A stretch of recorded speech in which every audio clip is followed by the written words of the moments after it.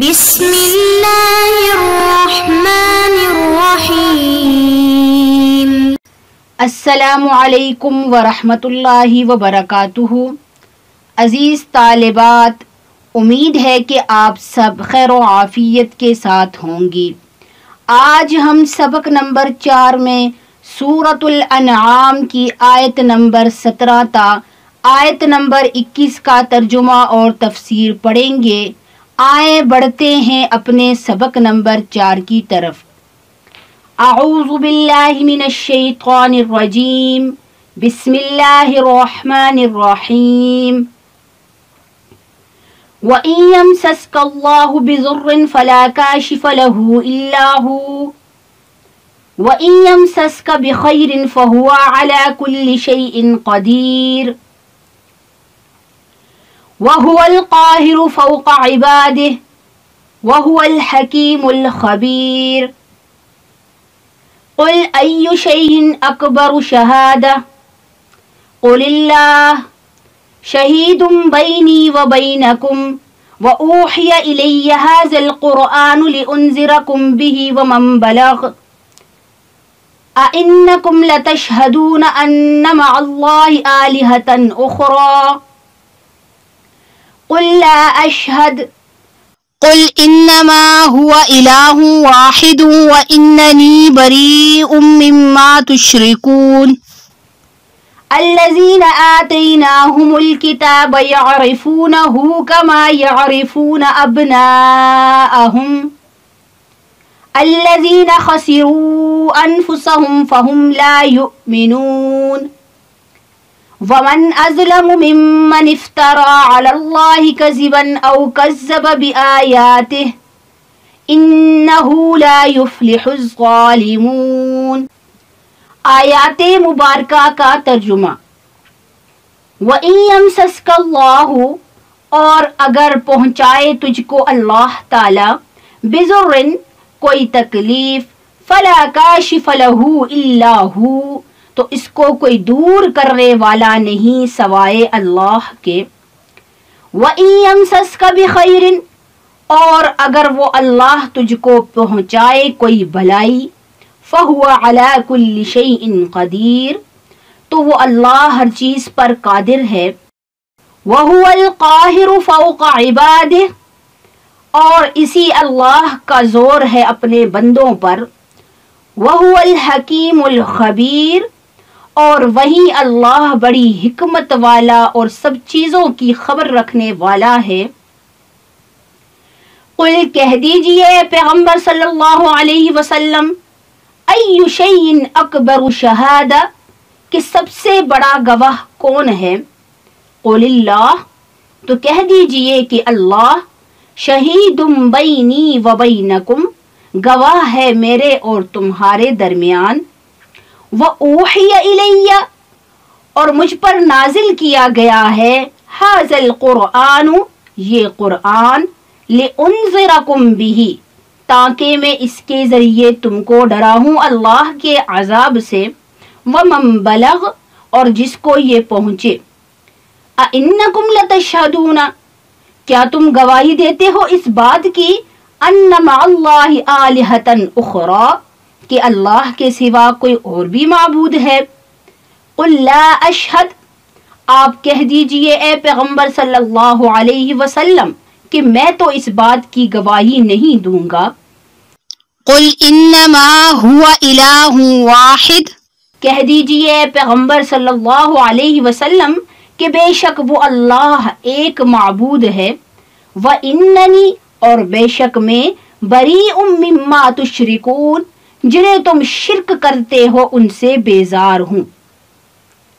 الذین، وہ لوگ، آتیناہم الکتاب، جنہیں دی گئی کتاب، یعرفونہ، وہ رسول اللہ کو ایسے پہچانتے ہیں، کما یعرفون ابناءہم، جیسے کہ وہ اپنے بیٹوں کو پہچانتے ہیں۔ الذین خسروا انفسہم، وہ لوگ جنہوں نے نقصان میں ڈالا اپنی جانوں کو، فَهُمْ لَا يُؤْمِنُونَ، پس وہ ایمان نہیں لاتے۔ وَمَنْ أَظْلَمُ، اور اس سے بڑا ظالم کون ہوگا، ممن افترا، جس نے باندھا علی اللہ کذبا، اللہ پر جھوٹ، او کذب بآیاتہ، یا جٹلایا اللہ کی آیتوں کو، انہ لا یفلح الظالمون، بے شک وہ اللہ کامیاب نہیں کرتا ظالم لوگوں کو۔ آیات مبارکہ کی تفسیر: وَإِن يَمْسَسْكَ اللَّهُ بِضُرٍّ فَلَا كَاشِفَ لَهُ إِلَّا هُوَ وَإِن يَمْسَسْكَ بِخَيْرٍ فَهُوَ عَلَى كُلِّ شَيْءٍ قَدِيرٌ، یعنی نفع اور نقصان پہنچانے والی ذات اللہ رب العزت کی ہے۔ کوئی بھی شخص کسی دوسرے شخص کو نہ کوئی نفع پہنچا سکتا ہے اور نہ کوئی نقصان پہنچا سکتا ہے بغیر اللہ کی اجازت کے۔ اسی طرح ترمذی شریف کی حدیث میں حضرت عبداللہ ابن عباس رضی اللہ تعالی عنہ سے مروی ہے کہ رسول اللہ صلی اللہ علیہ وسلم نے ان سے فرمایا کہ اگر ساری مخلوق اس بات پر جمع ہو جائیں کہ وہ تجھ کو نفع پہنچائیں گے حالانکہ وہ تمہاری قسمت میں ہی نہیں، تو وہ ایسا ہرگز نہیں کر سکتے، اور اگر ساری مخلوق اس بات پر جمع ہو جائے کہ وہ تجھ کو نقصان پہنچائیں گے حالانکہ وہ تمہاری قسمت میں نہیں، تو یہ لوگ ایسا ہرگز نہیں کر سکتے۔ تو جب قرآن و حدیث سے یہ بات ثابت ہو چکی کہ نفع اور نقصان پہنچانے والی ذات اللہ تعالی کی ہے، تو پھر اللہ کو چھوڑ کر کسی اور کو حاجت روا بنانا اور اس سے مدد طلب کرنا کھلا کھلم گمراہی ہے۔ وَهُوَ الْقَاهِرُ فَوْقَ عِبَادِهِ وَهُوَ الْحَكِيمُ الْخَبِيرُ، یعنی اللہ تعالی اپنے تمام بندوں پر غالب اور قادر ہے، اللہ کی مرضی جو چاہے کرے۔ وہیں اللہ تمہارے تمام باطن اور تمہارے تمام ظاہر کے رازوں سے واقف ہے۔ سب اسی اللہ کے محتاج ہیں، وہ اللہ کسی کا محتاج نہیں۔ وہ کامل اور اکمل ہے، جبکہ اس کے علاوہ کوئی بھی کامل و اکمل نہیں، چاہے وہ دنیا کا بڑا سے بڑا بادشاہ کیوں نہ ہو، چاہے وہ بڑا سے بڑا ولی کیوں نہ ہو۔ قل ای شیء اکبر شہادہ قل اللہ شہید بینی و بینکم۔ عام مفسرین کرام فرماتے ہیں کہ اہل مکہ کا ایک وفد آپ صلی اللہ علیہ وسلم کی خدمت میں حاضر ہوا اور آپ صلی اللہ علیہ وسلم سے کہا کہ آپ تو اس بات کا دعویٰ کرتے ہیں کہ میں اللہ کا رسول ہوں، لیکن آپ بتائیے کہ اس پر گواہ کون ہے، کیونکہ ہمیں کوئی ایسا شخص تو نہیں ملا جس نے آپ کے بارے میں یہ گواہی دی ہو کہ آپ اللہ کے رسول ہیں، یعنی کوئی بھی آپ کی تصدیق نہیں کرتا۔ اور اسی طرح ہم نے یہود و نصارہ سے بھی پوری تحقیق کی کوشش کی ہے۔ تو اس پر یہ آیت نازل ہوئی کہ جب تمام کائنات اللہ کے قبضہ قدرت میں ہے، نفع اور نقصان پہنچانے والی ذات اللہ کی ہے، اور اس اللہ نے وہ تمام دلائل، وہ تمام معجزات، وہ تمام نشانیاں بالکل آپ کے سامنے واضح کر دی جن سے میرا رسول برحق ہونا ثابت ہو چکا، تو اب بتاؤ کہ اللہ سے بڑھ کر بڑا گواہ کون ہوگا؟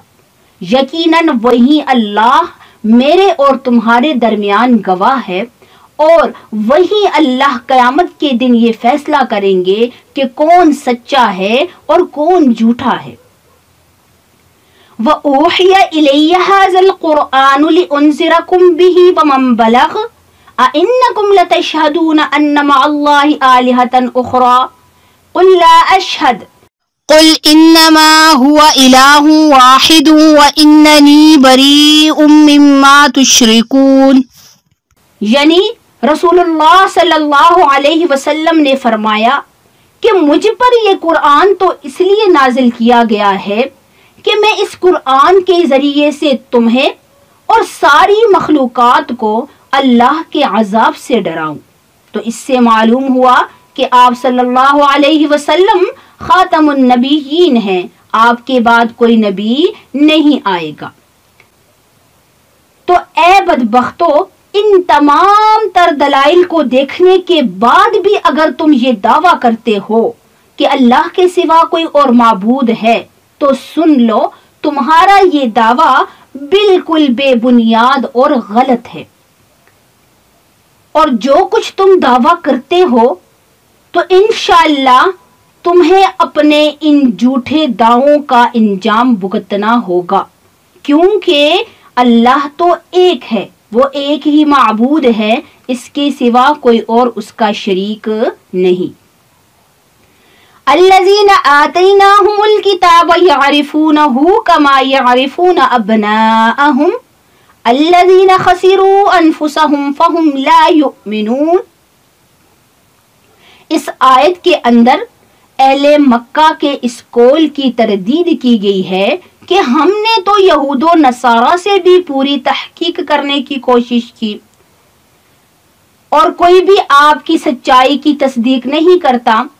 تو اللہ اس آیت میں فرما رہے ہیں کہ اے جھوٹو، تمہاری یہ باتیں بالکل غلط ہیں، کیونکہ تورات و انجیل میں آپ صلی اللہ علیہ وسلم کا پورا حلیہ شریف، آپ صلی اللہ علیہ وسلم کے اخلاق اور عادات، اور اسی طرح آپ صلی اللہ علیہ وسلم کے اندر موجود تمام نشانیوں کو بیان کیا گیا ہے۔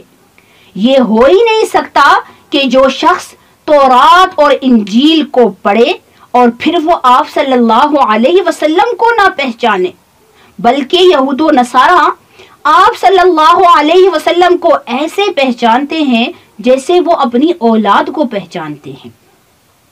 روایات میں آتا ہے کہ حضرت عمر فاروق رضی اللہ تعالی عنہ نے حضرت عبداللہ بن سلام سے پوچھا، جو کہ پہلے یہودی تھے اور بعد میں مسلمان ہو گئے، کہ کیا وجہ ہے کہ قرآن پاک میں اللہ رب العزت نے اس بات کی خبر دی ہے کہ تم ہمارے نبی صلی اللہ علیہ وسلم کو ایسے پہچانتے ہو جیسے اپنی اولاد کو پہچانتے ہو، تو بتاؤ ذرا اس کی کیا وجہ ہے؟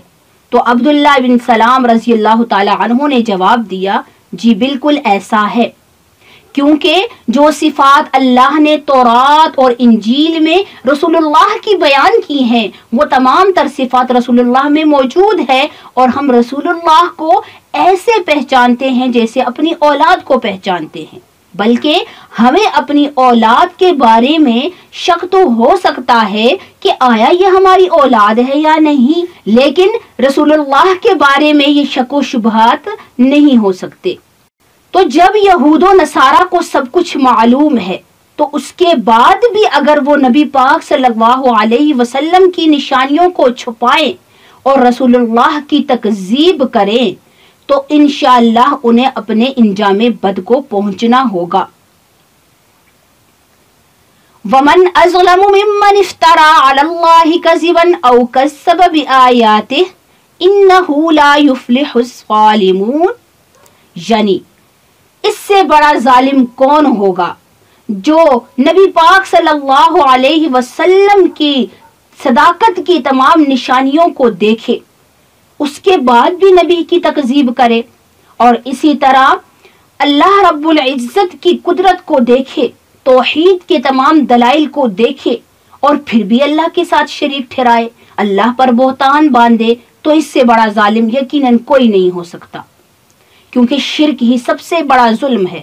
ٹھیک ہے، تو جب شرک سب سے بڑا ظلم ہے تو اس کا مطلب ہے کہ مشرک کبھی کامیاب بھی نہیں ہو سکتا۔ عزیز طالبات، آج ہم نے سبق نمبر 4 میں آیت نمبر 17 تا آیت نمبر 21 کا ترجمہ اور تفسیر پڑھی، جس میں ہم نے مختلف مثالوں سے توحید کو سمجھا اور اہل مکہ کی جھوٹی باتوں اور ان کے تردید کے بارے میں پڑھا۔ والسلام علیکم ورحمۃ اللہ وبرکاتہ۔